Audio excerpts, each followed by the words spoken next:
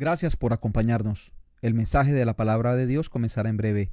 No olvide compartir con sus amigos la transmisión en vivo.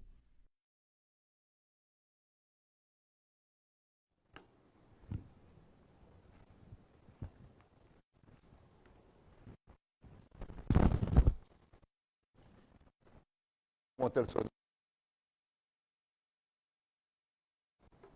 Vamos ahora este sermón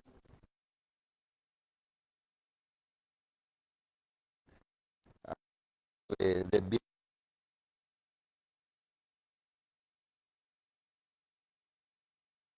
Señor, pero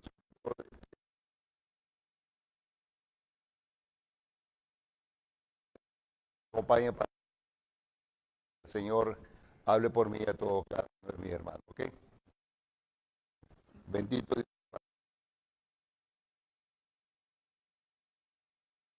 para la gracia, Señor, por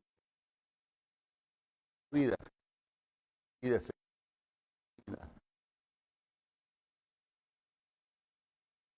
que por gracia yo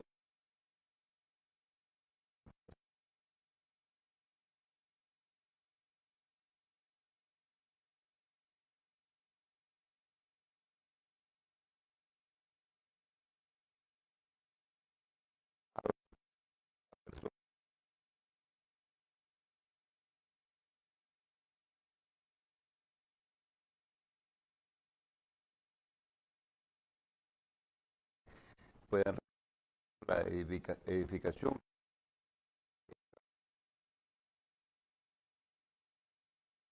de estos escritos de tu Hijo Jesucristo, a quien sea por los siglos de los siglos. Amén. Eh, la base que vamos a estar empleando va a ser el libro de Habacuc, que tiene 3 capítulos nada más. Que nosotros podamos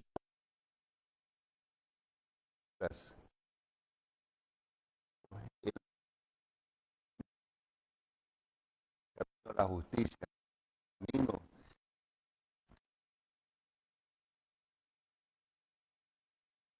Vamos a estar viendo el capítulo,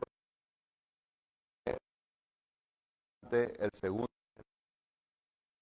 el tercero es la solución al problema. Bien, vamos a vivimos nada, basta ver las noticias, no hay día en que no escuchemos en los diferentes sectores aquí de Miami, sin ir muy lejos,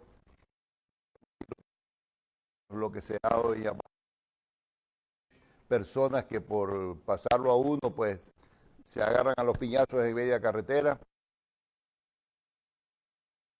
de estudiantes.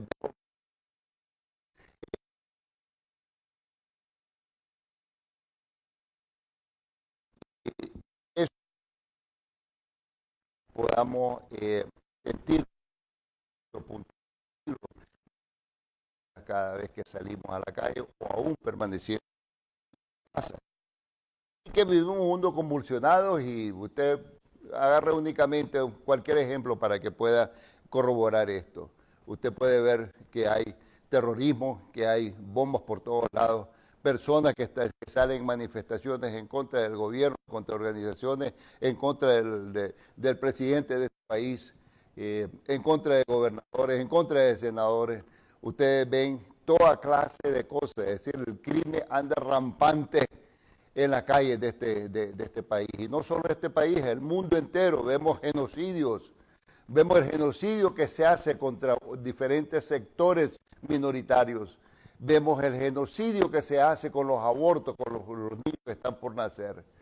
Se mata utilizando instrumentos legales que permiten que personas hacerse algo para ellos porque les causa incomodidad o vergüenza. Así que vivimos un mundo convulsionado. La pregunta que nosotros nos hacemos es, bueno, pero si vivimos en un mundo convulsionado, existe un Dios que es un Dios bueno, es un Dios poderoso y que tiene control de todo, entonces, ¿por qué este mundo está como está? ¿Por qué razón como que el mal impera por todos lados? Cuando no entendemos, mis hermanos, lo que Dios hace en este mundo y en nuestra vida, nosotros tenemos que recordar que quién es Dios. Vamos a poner el caso concreto. Se encuentra en una situación en la que él confronta a Dios en el primer capítulo y en el primer versículo. Pero vamos a dar una semblanza, un panorama de por qué es que está enojado con Dios. ¿Por qué el hombre ora y ora, días, semanas, meses, años y no recibe absolutamente respuesta de Dios? El caso es que Israel tuvo dos reyes que eran los más grandes que ha tenido el pueblo. Uno fue David, el otro fue Salomón.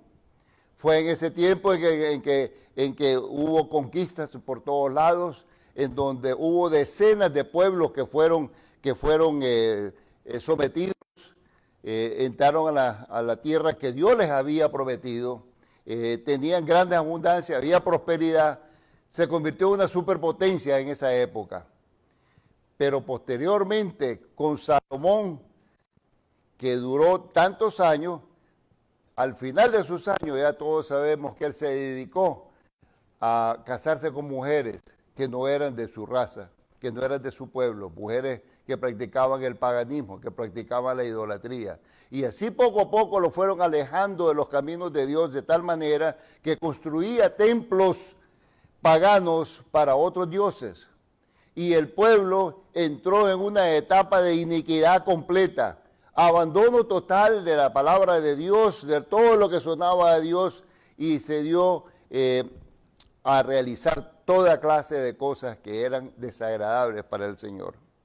Está en esta situación y entonces Habacuc se da cuenta de la situación y comienza a orarle al Señor. Sabe que el único elemento que él tiene que es poderoso es la oración, pero comienza hoy, mañana, los meses, los días, las semanas, llegan años y no encuentra absolutamente ninguna respuesta de parte de Dios. En esa situación, entonces, él se pone molesto con Dios y le dice, ¿qué es lo que pasa? ¿Qué sucede? Que te estoy orando tanto, te estoy suplicando, te estoy implorando, me pongo de rodillas, ya las rodillas no las aguanto de tanto estar arrodillado y sin embargo no recibo respuesta tuya. Y Dios no le responde. Dios no responde las oraciones. Y hay que tomar en cuenta una cosa, Habacuc, que es uno de los profetas del Antiguo Testamento, que es diferente a los otros profetas. Los demás profetas defendían y llevaban el mensaje de Dios al pueblo. Peleaban por cuenta de Dios para erradicar las actitudes del pueblo de Dios. En este caso es lo contrario. Habacuc está defendiendo al pueblo de Dios, peleando con Dios, cuestionando a Dios, molestándose con Dios, porque no recibe respuesta. Porque él sabía que la única forma de que su pueblo podía salir de tanta iniquidad era con la intervención de Dios. Y pasaron días, meses, años, y no hay respuesta de parte de Dios. Muchas veces a nosotros nos pasa lo mismo. Y agradezco al hermano Eddie que hizo una pequeña introducción en eso. ¿Se encuentra usted en esa misma situación en la que usted está pasando por un problema? Tal vez oramos por un niño que esté enfermo, oramos, pedimos oración al grupo de oración, a otro grupo de oración, inclusive a otras congregaciones, y le pedimos que salve al niño, y el niño se muere. Pasamos por un problema con nuestros esposos, con nuestras esposas, que son infieles. Le oramos a la congregación, le pedimos que ore por nosotros. Nosotros pasamos día y noche de rodillas, sufriendo, pidiéndole al Señor que intervenga para que salve el matrimonio. Y el matrimonio, en vez de mejorarse, se destruye. Nos encontramos en situaciones en las que un pariente nuestro, tenemos temor de que tenga algo malo, lo llevamos al médico, le hacen los exámenes correspondientes y encontramos de que es la mala noticia de que padece de algo. Rogamos para que ese mal no sea un mal canceroso. Y resulta que no solamente es canceroso, sino que es un cáncer terminal. ¿Cuántos hemos estado en esa situación? ¿Cuántos nos hemos sentido que el mundo se nos derrumba de la noche a la mañana con lo que más queremos? ¿Cuántas veces nosotros estamos apegados al Señor constantemente? Venimos, le oramos, tratando de llevar una vida lo más santa posible, como sacrificio santo, vivo, diario para agradar al Señor. Y de pronto nos sucede esto, es cuando la fe comienza a tambalear, mis hermanos. ¿Ha pasado usted por uno de esos?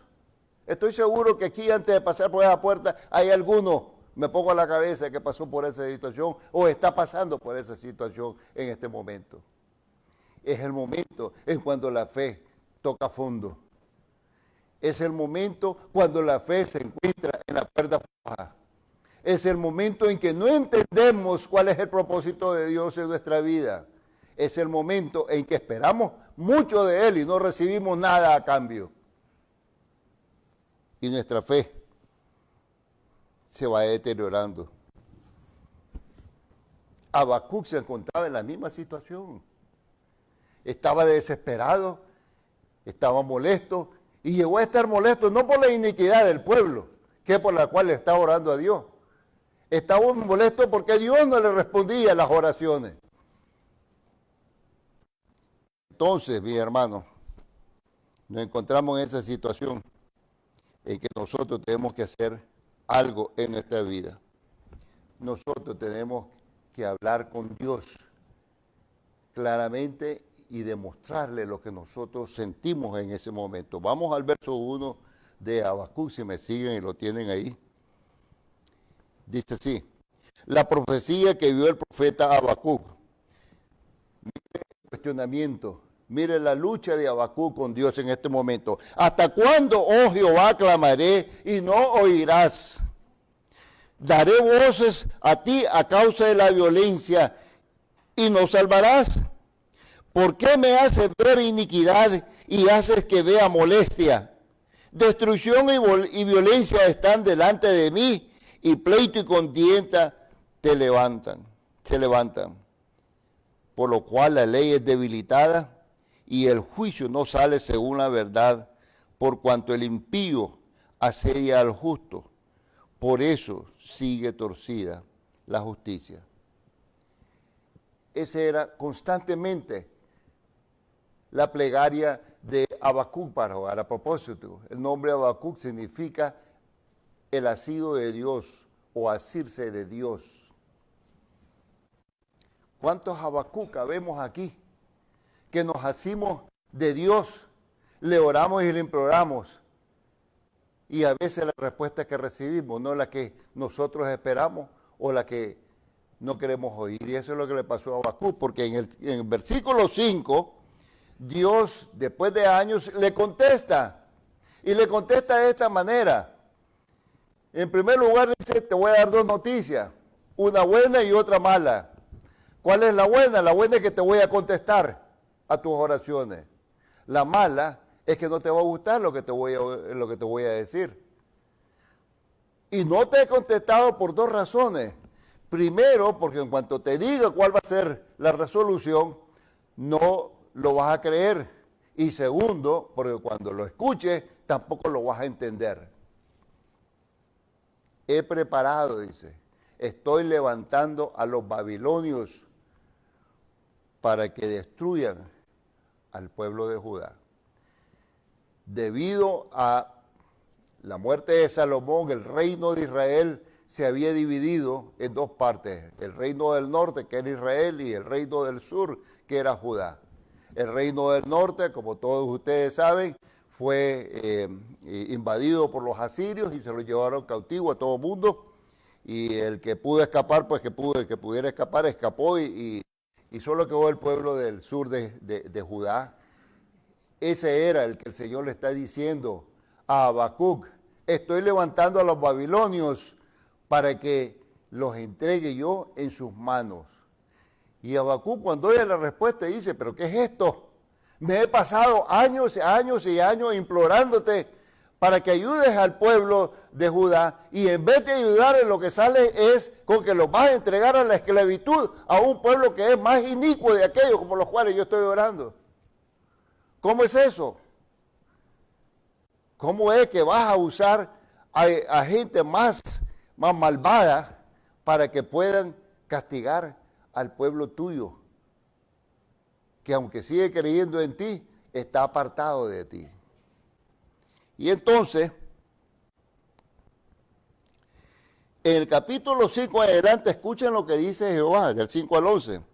Mira entre las naciones y ved, y asombraos, porque haré una obra en vuestros días, que aun cuando se os contare, no la creeréis. Es la respuesta, no vas a creer cuando te lo diga.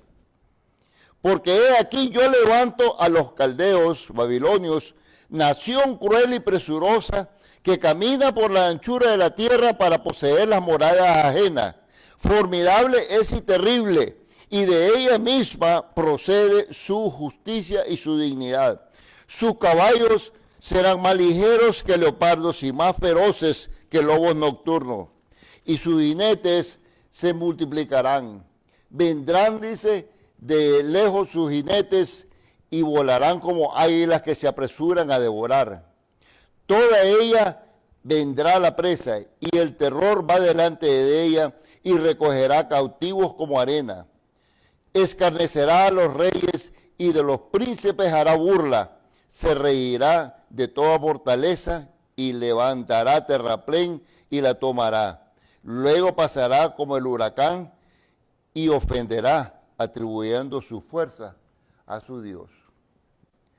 Cuando Habacuc oye esto, casi se desploma y comienza a pensar, pero ¿qué es lo que está pasando aquí? ¿Qué es lo que está pasando aquí? ¿Cómo es que en vez de liberar a mi pueblo, que es lo que le estoy pidiendo, más bien dice que se lo va a entregar a gente pecadora, a gente que no conoce otros dioses más que dioses paganos? ¿Qué es lo que pasa aquí? Miren, no voy a entrar en detalles más que lo que la Biblia ha dicho aquí, y más todavía de quiénes eran los babilonios. Lo único que les puedo decir que los babilonios, si comparamos a los babilonios con otras naciones crueles, por ejemplo, con Norcorea, con el Talibán, con ISIS, con Boko Haram en Yemen y en África, todos estos organizaciones terroristas son niños de pecho comparados como eran los babilonios. Así que cuando Dios busca cómo castigar a su pueblo, y hay que tener temor, no caer en las manos del Dios vivo, porque el Señor tiene preparado para ellos muchos años de esclavitud, y con gente que no respetaba y no creían absolutamente en nadie. Entonces, ¿qué hacer en esta situación? Cuando nosotros nos encontramos en una situación en que el monstruo de la inseguridad, el monstruo del temor, el monstruo del problema que está sucediendo en nuestra vida a nosotros o a alguien cercano a nosotros, ¿qué hacer en ese momento? Porque saber que existe Dios y que creemos en Él y que tiene control de todo y que es bueno y que es generoso y que es todopoderoso, pero a la vez vivimos en el mundo con todas estas características en las que podemos caer de la noche a la mañana en cualquiera de esas situaciones. ¿Qué hacer en el momento? ¿Cómo conciliar el poder de Dios que tiene control de todas las cosas con la situación en la cual nosotros estamos viendo y observando en esta sociedad? ¿Cómo combinar eso? No tiene sentido para muchas personas, no tiene sentido incluso para mí en determinados momentos, y no tenía sentido para Habacuc. Se encontró en la situación de tener que decidir algo, y él analiza la situación después de mucho tiempo de reflexión y de oración, y se encuentra que tiene que hacer algo que es lo que él sabía hacer, y es lo que nosotros sabemos hacer en esa situación, y es volver a lo básico. Cuando nosotros nos encontramos con parientes que cuando sufren una necesidad o sufren una tragedia, usted quiere llevarle y quiere dar consuelo y les habla de la palabra de Dios, la respuesta que recibe es una respuesta que a usted le debilita el corazón.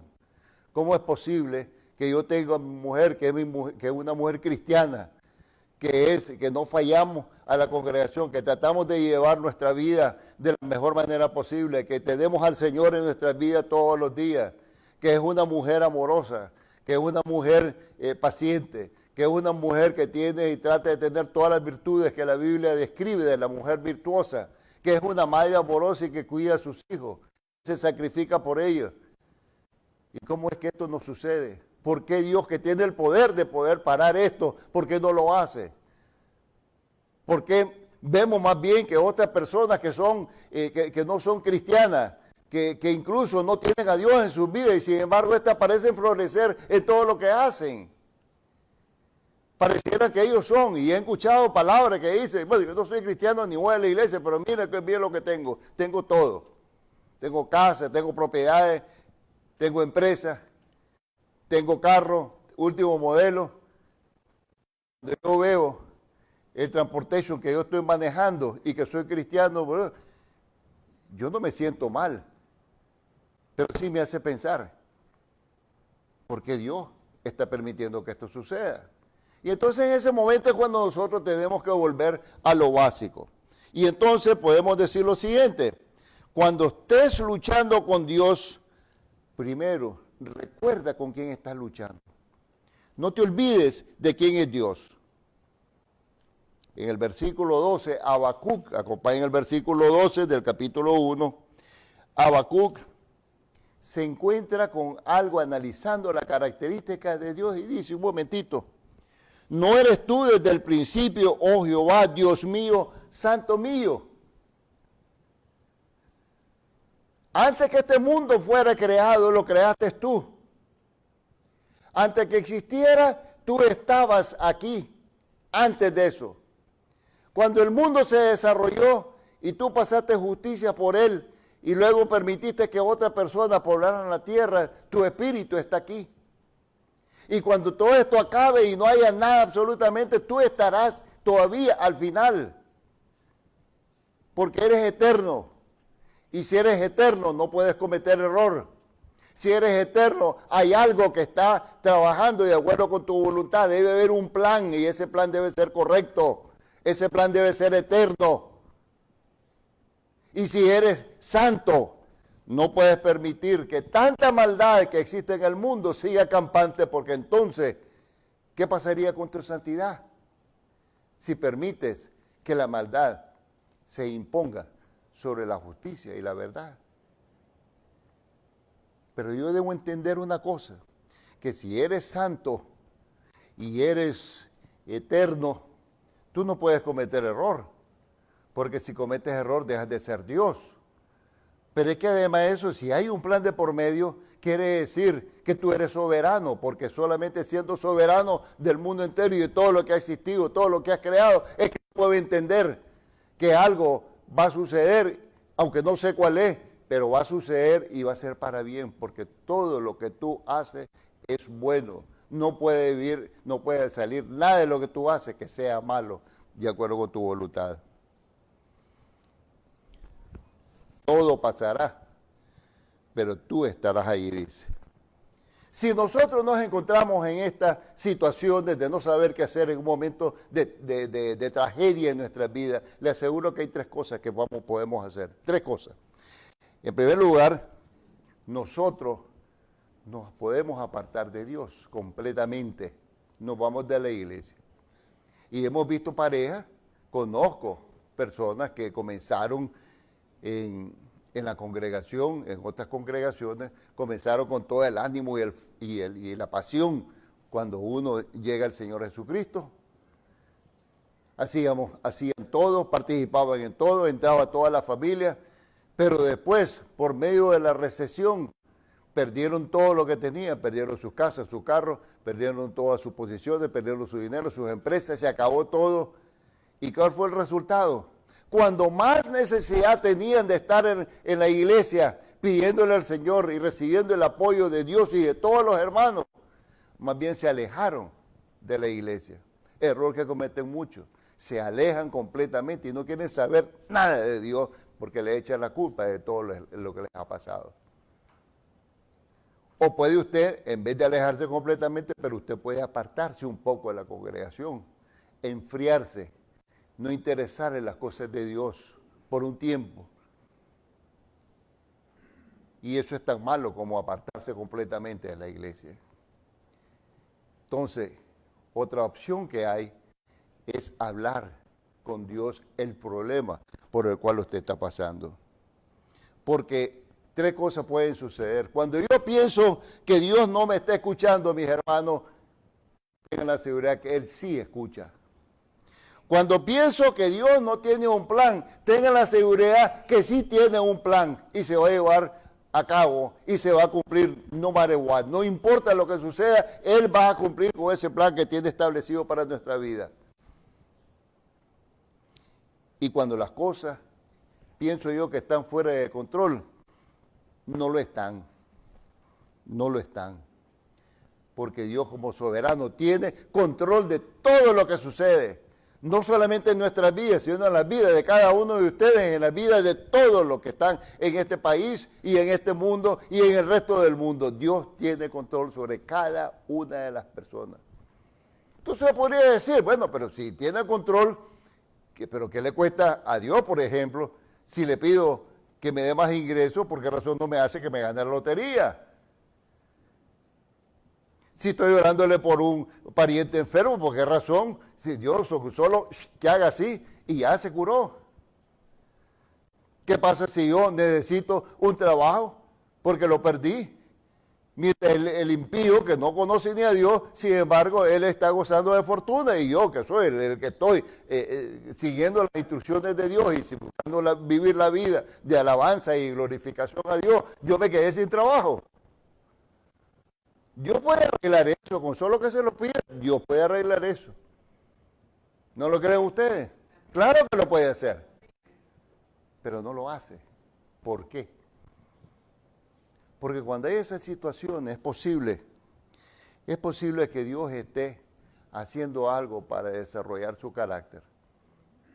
Puede ser que le esté tratando de prevenir de una situación que no le va a convenir.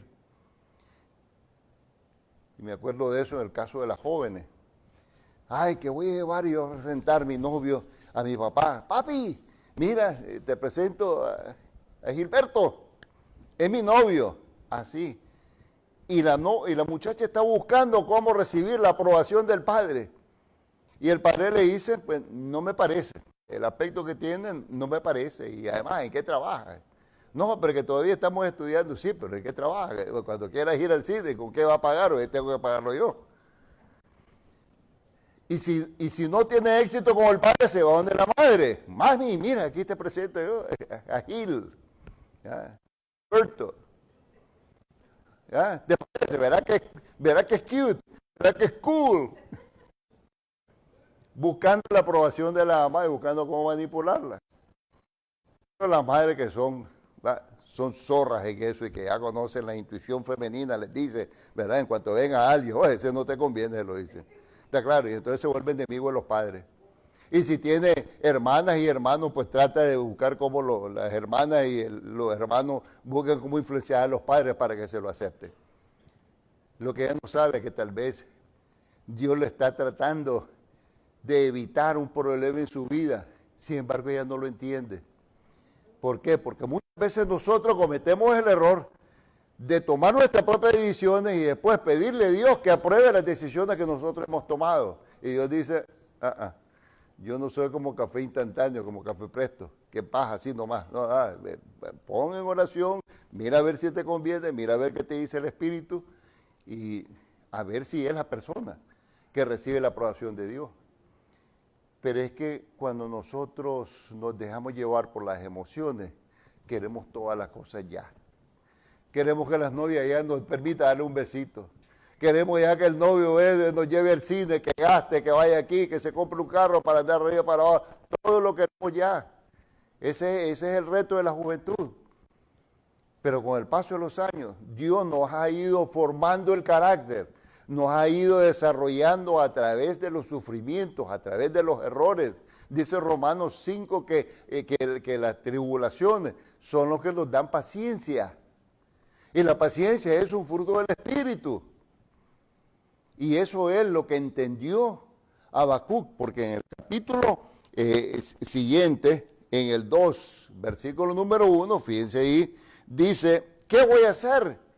Dice Habacuc en ese momento, si Dios ya decidió que va a entregar a mi pueblo a otro pueblo malvado y lo va a llevar esclavo y quién sabe cuántos años pasarán antes de que Dios vuelva a intervenir. En el capítulo 2, Él vuelve a lo básico y escoge lo que todos nosotros debemos escoger. Todos debemos escoger lo mismo. Lo primero, fíjense bien, sobre mi guarda estaré, y sobre la fortaleza afirmaré el pie, y velaré para ver lo que se me dirá, y qué he de responder tocante a mi queja. La palabra esta que dice sobre mi guarda estaré significa me voy a mantener despierto. Voy a estar, dice en Marcos 15, en Marcos 14, 38, Dios les dijo a los discípulos, orad y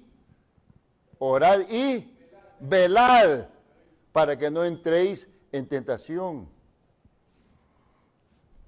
Así que, haz lo correcto, voy a velar, voy a mantenerme, voy a estar en guarda, quiero saber qué es lo que Dios quiera y voy a esperar en el Señor. ¿Por qué? Porque el Señor siempre cumple su palabra. Siempre cumple su palabra. Y fíjense bien la actitud. Santiago en el capítulo 5, versículos 7, 8, 10, 11 nos dice algo muy interesante. Dice en el capítulo 5, versículo 7, tenéis paciencia hasta la venida del Señor. En el 8, tened también vosotros paciencia y afirmad vuestros corazones porque la venida del Señor está cerca. En el 10 dice, hermanos míos, tomad como ejemplo de aflicción y paciencia a los profetas que hablaron en nombre del Señor. En el 11 dice, he aquí tenemos bienaventuranza a los que sufren. Entonces, en primer lugar, mis hermanos, ¿cuál es? Como Dios siempre cumple su palabra, esperemos en Él, esperemos que Él cumpla su palabra. Primera parte. La segunda parte es, velemos por Dios. Él traerá justicia. El justo por la fe vivirá. Marcos 14, 38 nos dice exactamente lo que dijimos. Hay que tener paciencia, hay que velar, pero velar con los ojos puestos, los ojos abiertos. Y además de eso, como algo muy importante, ponernos la armadura ¿de qué? La armadura de la fe para que nosotros podamos resistir al adversario nuestro, que es muy poderoso, pero nosotros con el Espíritu de Dios, viviendo dentro de nosotros, que es el Espíritu Santo, y siguiendo y obedeciendo su palabra y manteniendo la espera y manteniendo la fe en vivo, nosotros seremos más que vencedores. Amén. Dice 1 de Pedro 5, 6, humillaos pues bajo la poderosa mano de Dios, para que Él os exalte cuando fuere tiempo. Dice el 7, echando toda vuestra ansiedad sobre Él, porque Él tiene cuidado de vosotros. Y en el 8, sed sobrio y velad, porque vuestro adversario, el diablo, como león rugiente, anda buscando a quien devorar. Entonces ya tenemos que tener confianza en el Señor, hay que esperar en el Señor, hay que velar por el Señor. Pero una cosa muy importante, hay que adorar al Señor. Él está en control de todo. Y vamos a Habacuc en el capítulo 14, en el versículo 14 del capítulo 2. Y vamos a ir al 20 para ahí nomás. Dice en el 14, porque la tierra será llena del conocimiento de la gloria de Jehová, como las aguas cubren el mar. Así como las aguas cubren el mar, así como está dispuesto a que éstas no se mueven en absoluto, no salen de su campo porque están seguras. De esa manera, la tierra conoce la gloria de Jehová. Y el 20 dice algo más interesante. Mas Jehová está en su santo templo. Silencio todo mundo. Calle delante de él toda la tierra. Dios está trabajando. Dios está haciendo algo por usted. Dios está llevando a cabo su plan.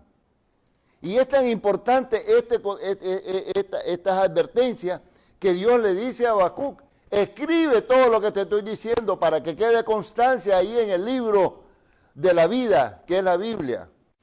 Esto, mis hermanos, es el libro de la luz en tiempos de oscuridad.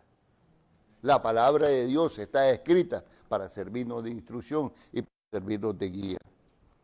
Entonces, mis hermanos, cuando nosotros hacemos todo esto, tenemos que esperar un resultado. Habacuc esperaba un resultado y el resultado lo da en el capítulo 3. No lo voy a leer el capítulo 3 todo, porque es una oración de Habacuc en la que busca cómo describir todas las maravillas de Dios, lo que hace en la tierra, lo que hace en los campos, lo que hace en el aire, lo que hace en la luz, etcétera, etcétera, lo que hace en la vida de cada uno. Pero sí le voy a decir la cosa más importante que él tiene aquí. Y vemos nosotros en el versículo 3, en el capítulo 3, versículo 16. Dice: y se conmovieron mis entrañas, a la voz temblaron mis labios, pudrición entró en mis huesos y dentro de mí me estremecí. Si bien estará quieto el día de la angustia, cuando suba al pueblo el que lo invadirá con sus tropas, hablando de los babilonios, aunque la higuera no florezca, fíjense qué interesante esto, aunque la higuera no florezca, ni en las vides haya fruto, aunque falte el producto del olivo, y los labrados no den mantenimiento, y las ovejas sean quitadas de la majada, y no haya vacas en los corrales. Lo que está diciendo aquí: aunque venga tragedias en mi vida, aunque ya no haya comida, que no haya bebida, cuando no haya trabajo, aunque haya enfermedades, aunque haya cáncer en mi vida, aunque haya infidelidad, aunque haya cualquier cosa que quede sin trabajo, lo que sea, a pesar de todo eso, dice, y aquí viene lo maravilloso de esto: con todo, yo me alegraré en Jehová y me gozaré en el Dios de mi salvación. Jehová, el Señor, es mi fortaleza, el cual hace mis pies como la sierva y a mis alturas me hace andar. Lo exalta el Señor a aquel que le da su lugar, el que adora a Dios, el que a pesar de todas las dificultades, él sigue aferrado, ¿verdad?, a la fortaleza que Dios da. El gozo del Señor es mi fortaleza. Cuando Dios está gozoso con sus hijos, porque lo velan, porque lo adoran y porque están pendientes de que se cumpla la provisión que tiene para la vida de cada uno de nosotros, el Señor se goza. Y eso es muy importante, mi hermano, porque solo me recuerda eso, la afirmación que decía el apóstol Pablo, el que decía: no importa ni lo que haya sido creado, lo que está sobre los cielos, sobre lo que está en la tierra, sobre las aguas, las cosas creadas por crear, absolutamente nada me separará del amor de Jesucristo. Ven en dos formas diferentes, Antiguo Testamento y Nuevo Testamento, cómo le damos la posición y el lugar al Señor. Cómo nosotros nos gozamos sabiendo que tenemos al Dios que es bueno, que es generoso, al Dios que es consolador, al Dios que es príncipe de paz, vela por sus hijos, al Dios que no nos abandona. Eso nos debe dar a nosotros toda clase de gozo, ¿no es cierto? Amén. Pero si aún con todo esto que hemos dicho en los últimos minutos, si aún con todas las exhortaciones, si aún con todo lo que la palabra de Dios nos está diciendo, usted todavía sigue creyendo que Dios no actúa en su vida, déjeme decirle una cosa, y con esto cierro. Le voy a dar la última evidencia. Si después de esta última evidencia usted sigue pensando lo mismo, entonces no hay nada que hacer más que lo que mis amigos cubanos que dicen, paga y vámonos. No, ya no hay nada más. Decimos en mi país, cerremos este chinamo y vámonos. Porque todo lo que dijo y escribió Habacuc en los 3 capítulos que hemos hablado, se pudiera haber reducido a un solo versículo. Y ese versículo es la cruz de Cristo Jesús. Porque cuando vemos al Jesús colgando en la cruz, cuando vemos que ha sido golpeado, que ha sido masacrado, que su cuerpo convertido en una pulpa por los enemigos, cuando vemos que la orina y las heces fecales estaban brotando de su cuerpo,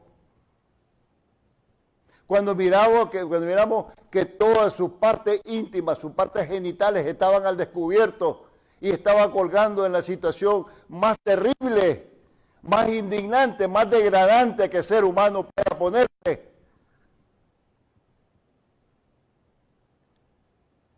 Y estaba María, la madre de Jesús, las 3 Marías, María la madre de Jesús, María la madre de Jacobo y de Juan, y estaba la Magdalena.